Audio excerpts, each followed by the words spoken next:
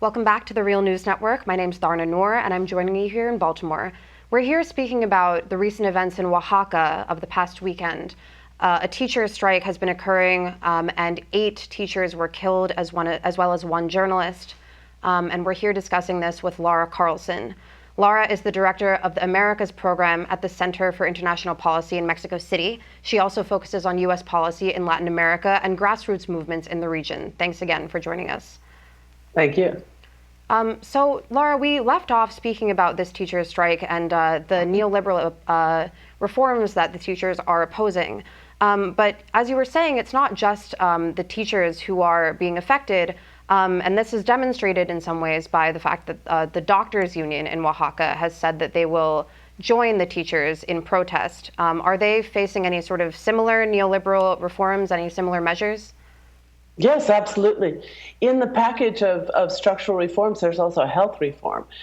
And as you can imagine, since they're out of this neoliberal model, basically it also tends toward privatization of services, stripping the poorest and the most vulnerable sectors of access to public services, which become a dirty word in the neoliberal lexicon, that were gains of the revolutionary period in Mexican history.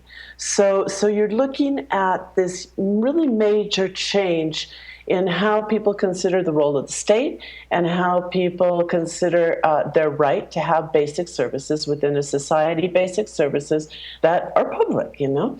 So the privatization is at the root of much of the labor discontent throughout Mexico in the health sector, in the education sectors, and in other sectors as well. Now within the petroleum, the oil sector, we're seeing a lot of changes, very radical changes happening, probably the most radical round of changes that we've seen since the North American Free Trade Agreement, NAFTA, in 1994.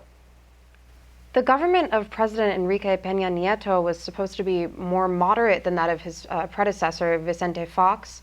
So why are we seeing this kind of state violence and these imposition of these totally neoliberal reforms? The PRI for a long time has been very firmly in the neoliberal camp. We can date that back to the presidency of Carlos Salinas de Gortari. So since then, what's happened is that the nationalist strain of the PRI and the revolutionary values that were somehow incorporated, if not completely, at least in the discourse of the ruling party, that ruled for 71 years as a single-party system practically within Mexico, have fallen away to a bald-faced neoliberal globalization economic model that's affected the politics as well. So this is not something that was unexpected. The right wing has been very close to the PRI. The PRI has abandoned the more left public services, safety net policies that characterized it before since several decades ago. And as I was reading about this strike, the events of this past weekend in Oaxaca, I saw that CNN in their reports noted that Pemex, the oil company of the state of Mexico, said that, quote, if these road blockages continue, that there could be a shortage of gasoline, diesel, and jet fuel in the region. They have a refinery in Oaxaca. So what does all of this have to do with oil refineries? Why are they even getting involved?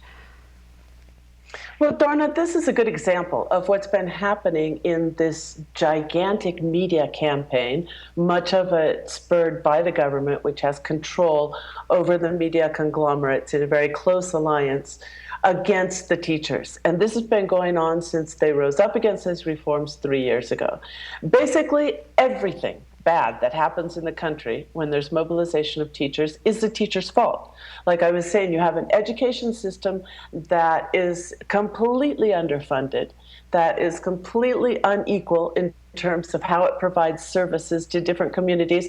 And all that supposedly is the teacher's fault. And if they were just better and went through these examinations, these evaluations, everything would improve. So this campaign has been going on for a long time. And if you could hear the kind of media barrage that we get from the radio, from the television, from the printed press, every single day in Mexico, there's a traffic jam. It's the teacher's fault. It might be the teacher's fault, but they don't bother to say what what it is the teachers are defending or asking for. They just said, you didn't get to work on time today because the teachers are out there. In the case of Pemex, it's a completely speculative article when you look at it. Are they saying that oil is not arriving because the road to the refinery is blocked? No. They're just speculating that Pemex thinks that this could happen, and wouldn't that be terrible, and wouldn't it all be the teacher's fault?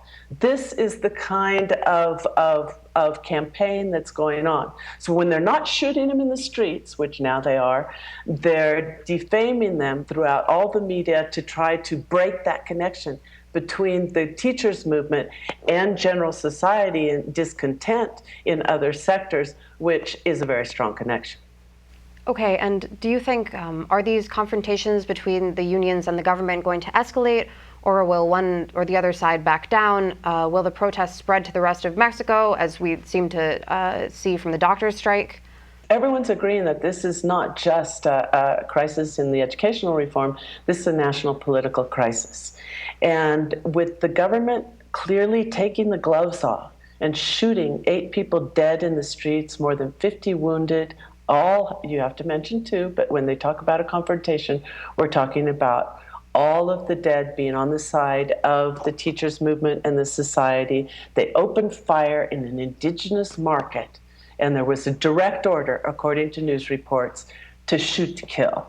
So when that happens, you can expect that there will be more blood. And we do expect there to be more confrontations. The teachers are not going to give up. This is a sector that's very militant, and they know that they have everything on the line right now.